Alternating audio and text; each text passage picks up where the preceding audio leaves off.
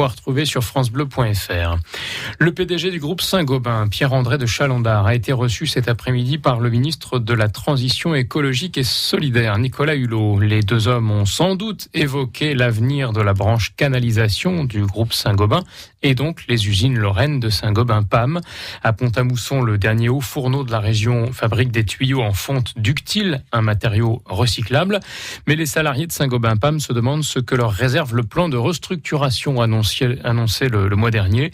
400 suppressions de postes dans les 4 ans qui viennent. Pas de licenciement sec a priori, mais une production réorganisée.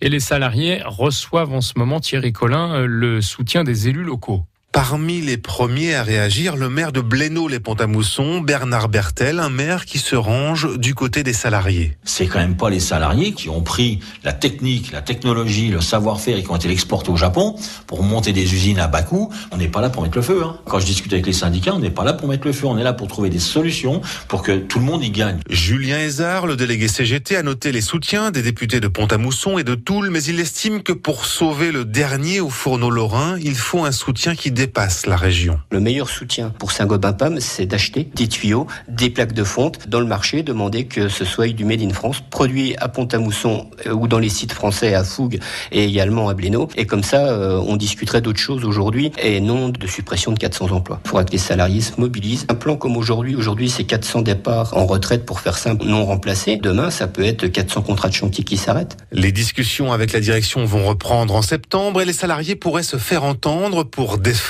leur usine, un site que connaît le président de la République, Emmanuel Macron, l'a visité quand il était encore ministre de l'économie. Les salariés entendent lui rappeler l'importance de maintenir le dernier au fourneau lorrain. Et les différents sites lorrains de Saint-Gobain-PAM emploient près de 2000 personnes au total.